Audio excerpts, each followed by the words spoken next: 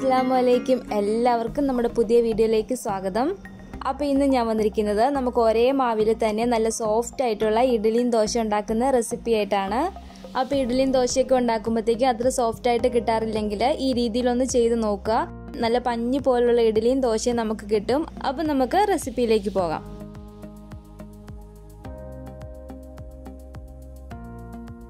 അപ്പോൾ അതിനു വേണ്ടിയിട്ട് ആദ്യം നമുക്കൊരു 2 കപ്പ് പച്ചരി എടുത്തൊരു പാത്രത്തിലേക്ക് ഇട്ട് കൊടുക്കാം. ഈ ഒരു കപ്പിലാണ് ഞാൻ പച്ചരി അളന്നെടുക്കുന്നത്. ഈ ഒരു കപ്പ് എന്ന് പറയുന്നത് 250 ml ആണ് ഇതിന്റെ അളവ്. അപ്പോൾ ഈ ഒരു കപ്പിൽ നമുക്കൊരു 2 കപ്പ് പച്ചരി എടുത്ത് ഈ പാത്രത്തിലേക്ക് ഇട്ട് കൊടുക്കാം.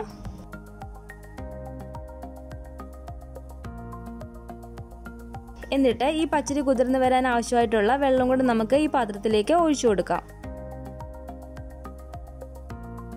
ഇനി നമുക്ക് ഇതിലേക്ക് വേണ്ടത് ഉഴുന്നാണ്. ഞാനിവിടെ 2 കപ്പ് പച്ചരിക്ക് 1 കപ്പ് ഉഴുന്നെന്ന രീതിയിലാണ് അളന്നെടുത്തിരിക്കുന്നത്. ഈ ഒരു കപ്പിന്റെ അളവും 250 ml ആണ്. അപ്പം നമുക്ക് ഈ 1 കപ്പ് ഉഴുന്നും ഈ പാത്രത്തിലേക്ക് ഇട്ട് കൊടുക്കാം. ഇനി നമുക്ക് ഈ പാത്രത്തിലേക്ക് 1 ടേബിൾ സ്പൂൺ ഉലുവയും കൂടെ നമുക്ക് ഇതിലേക്ക് ഇട്ട് കൊടുക്കാം. എന്നിട്ട് ഈ ഉഴുന്നും ഈ ഉലുവയും കൂടെ കുതിർന്ന് വരാൻ ആവശ്യമായിട്ടുള്ള വെള്ളവും കൂടെ നമുക്ക് ഒഴിച്ചു കൊടുക്കാം. ഇനി നമുക്ക് ഇതിലേക്ക് വേണ്ടത് ചവ്വരിയാണ്. ഞാനിവിടെ ഒരു 1/2 കപ്പ് ചവ്വരി എടുത്തിട്ടുണ്ട്. ഈ ചവ്വരി നമുക്ക് ഈ പാത്രത്തിലേക്ക് ഇട്ട് കൊടുക്കാം. എന്നിട്ട് ഇതും കുതിർന്ന് വരാൻ ആവശ്യമായിട്ടുള്ള വെള്ളം നമുക്ക് ഒഴിച്ചു കൊടുക്കാം.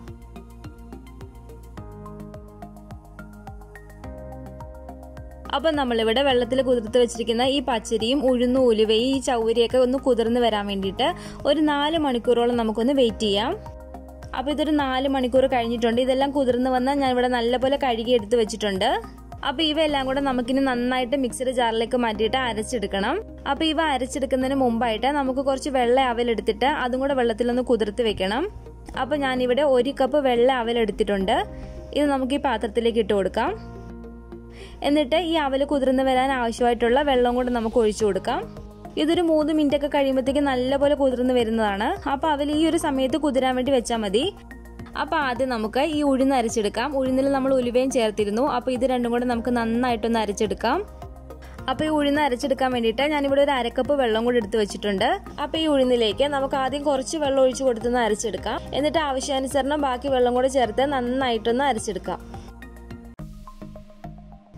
അപ്പോൾ ഉഴുന്ന് ഞാനിവിടെ നല്ലപോലെ ഇതുപോലെ അരച്ചെടുത്തിട്ടുണ്ട്. ഞാനിത് അരയ്ക്കാൻ വേണ്ടിയിട്ട് ഒരു 1/2 കപ്പ് വെള്ളവും പിന്നെ ഒരു 3 ടേബിൾ സ്പൂൺ വെള്ളം കൂടെ മാത്രമേ ഒഴിച്ചിട്ടുള്ളൂ. ഒരുപാട് വെള്ളം കൂടി പോവരുത്. ഉഴുന്ന് നമുക്ക് ഈ ഒരു കട്ടിക്ക് തന്നെ വേണം അരച്ചെടുക്കാൻ വേണ്ടിയിട്ട്. അപ്പോൾ ഇത് നമുക്കൊരു വലിയ പാത്രത്തിലേക്ക് മാറ്റി കൊടുക്കാം.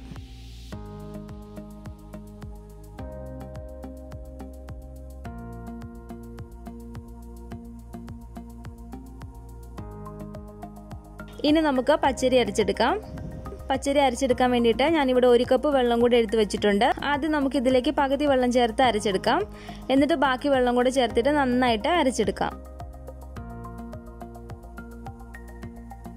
പച്ചരി ഞാനിവിടെ നല്ലപോലെ അരച്ചെടുത്തിട്ടുണ്ട്. തരികളൊന്നും ഇല്ലാതെ നല്ലപോലെ അരച്ചെടുക്കുക. അപ്പോൾ ഈ മാവ് നമുക്ക് ഈ പാത്രത്തിലേക്ക് ഒഴിച്ചു കൊടുക്കാം. പച്ചരി ഞാൻ 2ആയിട്ടാണ് അരച്ചെടുത്തത്. രണ്ടാമത് അരച്ചതും കൂടെ നമുക്ക് ഇതിലേക്ക് ഒഴിച്ചു കൊടുക്കാം. അപ്പോൾ പച്ചരി അരച്ചെടുക്കാൻ വേണ്ടിയിട്ട് എനിക്കിവിടെ 1 കപ്പ് വെള്ളം മാത്രമേ ആവശ്യമായിട്ട് വന്നിട്ടുള്ളൂ. ഇനി നമുക്ക് അരച്ചെടുക്കേണ്ടത് ചവ്വരിയാണ്. ചവ്വരി അരച്ചെടുക്കാൻ ആവശ്യമായിട്ടുള്ള വെള്ളം കൂടെ നമുക്ക് ഒഴിച്ചു കൊടുക്കാം. എന്നിട്ട് ഈ ചവ്വരി നന്നായിട്ട് നമുക്കൊന്ന് മിക്സിയിൽ അടിച്ചെടുത്തിട്ട് വരാം.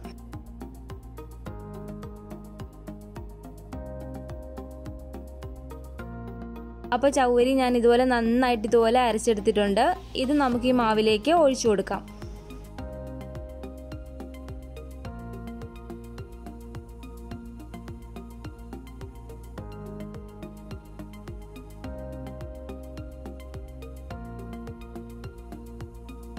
ലാസ്റ്റായിട്ട് നമ്മൾ ഈ കുതിർത്തി വെച്ചിരുന്ന അവലും കൂടെ നമുക്ക് നന്നായിട്ട് അരച്ചെടുക്കണം.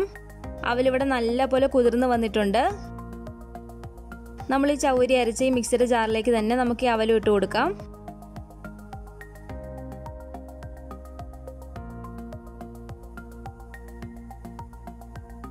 എന്നിട്ട് ഈ അവലും അരിഞ്ഞു വരാൻ ആവശ്യമായിട്ടുള്ള വെള്ളം നമുക്ക് ഒഴിച്ചു കൊടുക്കാം. അപ്പോൾ അവല് ഞാനിവിടെ നല്ലപോലെ അരച്ചെടുത്തിട്ടുണ്ട്. ഇത് നമുക്ക് മാവിലേക്ക് ഒഴിച്ചു കൊടുക്കാം.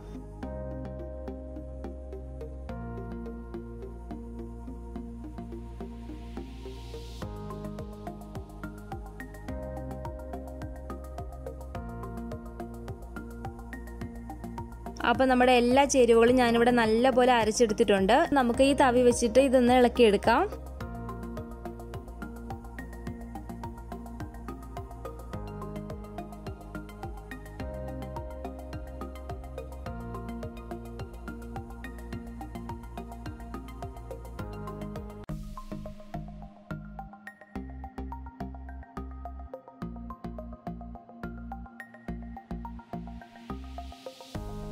അപ്പോൾ ഞാൻ ഈ തവി വെച്ച് ഇതുപോലെ ഇളക്കിയെടുത്തതിന് ശേഷം കൈ വെച്ചിട്ട് നന്നായിട്ടൊന്ന് മിക്സ് ചെയ്തെടുത്തിട്ടുണ്ടായിരുന്നു. കൈ വെച്ചിട്ട് നമ്മൾ നല്ലപോലെ മിക്സ് ചെയ്തെടുത്താലേ ആ മാവൊക്കെ നന്നായിട്ട് യോജിച്ച് വരത്തുള്ളൂ. അപ്പോൾ ഇനി നമുക്കൊരു മൂടി വെച്ച് അടച്ച് വെച്ചിട്ട് ഇതൊരു 8 മണിക്കൂർ നേരത്തേക്ക് നമുക്കിത് പൊങ്ങാൻ വേണ്ടിയിട്ട് വെക്കാം. രാത്രിയിലാണ് നിങ്ങളിത് വെക്കുന്നതെങ്കിൽ രാവിലെ നമുക്കിത് എടുക്കാവുന്നതാണ്. അപ്പോൾ ഇതൊരു 8 മണിക്കൂർ കഴിഞ്ഞിട്ടുണ്ട്. നമുക്കിതൊന്ന് തുറന്ന് നോക്കാം. അപ്പോൾ നമ്മുടെ മാവ് ഇവിടെ നല്ല പോലെ പൊങ്ങി വന്നിട്ടുണ്ട്.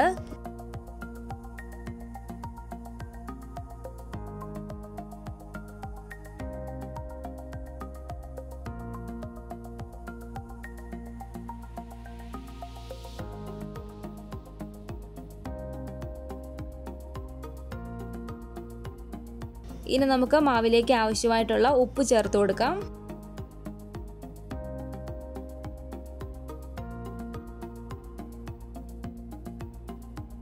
അപ്പോൾ ഞാൻ ഈ മാവിൽ ഉപ്പും ചേർത്ത് മിക്സ് ചെയ്തിട്ട് എടുത്തിട്ടുണ്ട്. ഈ ഇഡ്ഡലി തട്ടിലേക്ക് കുറച്ച് ഓയിൽ ഞാൻ ഒഴിച്ചു കൊടുത്തിട്ടുണ്ട്. അത് ഇതുപോലെ ഒന്ന് സ്പ്രെഡ് ചെയ്ത് കൊടുക്കുക. എന്നിട്ട് നമുക്കിതിലേക്ക് മാവ് ഒഴിച്ചു കൊടുക്കാം.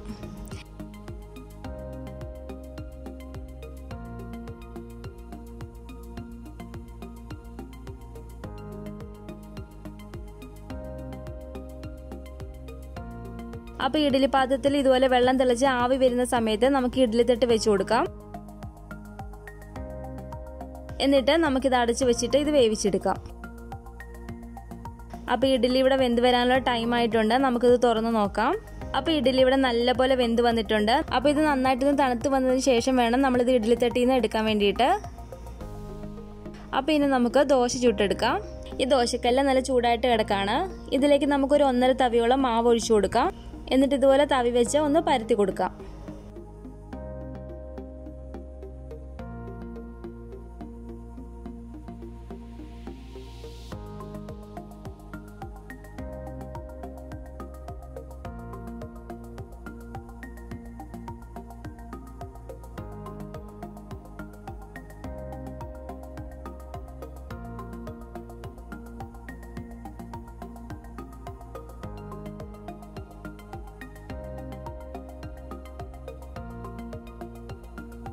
അപ്പോൾ ഈ വശം കൊണ്ടൊന്ന് മറിച്ചിട്ട് വേവിച്ചെടുക്കാം.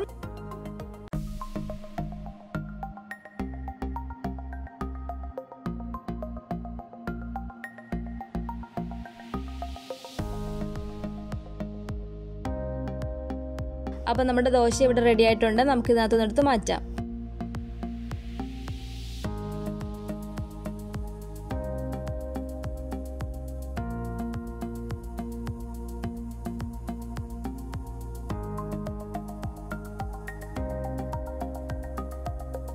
അപ്പോൾ നമ്മുടെ ഇഡ്ഡലിയും ദോശ ഇവിടെ റെഡി ആയിട്ടുണ്ട്. കാണുമ്പോൾ തന്നെ നിങ്ങൾക്ക് മനസ്സിലാവും നല്ല പഞ്ഞി പോലുള്ള നല്ല സോഫ്റ്റ് ഇഡ്ഡലിയാണ്. അപ്പം നമ്മുടെ ഇഡ്ഡലി ദോശയുടെ റെസിപ്പി നിങ്ങൾക്ക് എല്ലാവർക്കും ഇഷ്ടപ്പെട്ടെന്ന് കരുതുന്നു.